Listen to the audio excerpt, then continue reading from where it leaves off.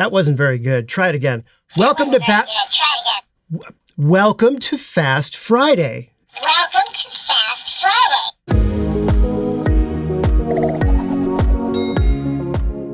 Well, hi everyone. Welcome to Pal to Tech. Let's talk about single point autofocus on Fujifilm X cameras, in particular the X-T5. Whenever you get your autofocus point set, I don't know about you, but I have the tendency to make it as big as possible because I think, oh, bigger point, more area for the camera to look at, analyze, and make sure it's in focus. I'll just leave it to the largest square that I can possibly get on the X-T5. Here's an example right here where I was trying to take a photo of a hanging leaf. You see that right there? I had the square over it, just try and get an autofocus shot on that subject, and I couldn't do it. So I started fiddling around with the various settings on the camera. I tried each one of these, as you see right here. Notice how here I have my single point autofocus square directly over the subject, and yet it just won't get it. Every single shot, the camera missed the subject and focused in on the background. And you can see right here, the leaf that I want to focus on is right in the middle of the square. And there's a little bit of space around the edges, just a little bit. Here is what I finally figured out to do to better nail the main subject reliably. I went back into the camera settings. All I did was I made the focus square a little bit smaller. You see that right there? Yeah, there you go. Little bit smaller, just like that. And I went back to the leaf and look at this. Have a look at this. Immediately nailed it.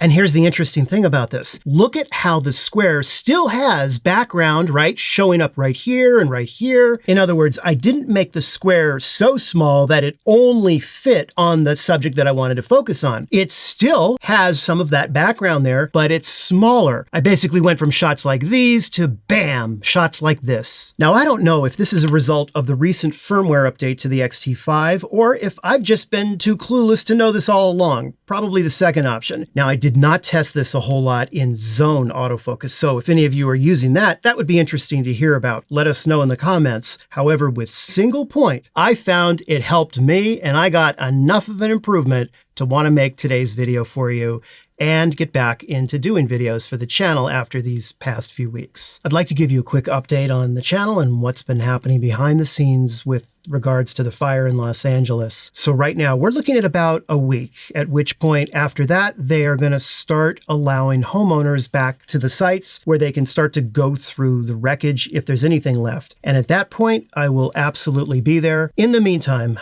I want to thank you so much for your comments, for your thoughts, for the messages you've sent me. I also want to thank a few businesses that have actually reached out just to see if I'm okay. In particular, Fujifilm, Viltrox, and Juin.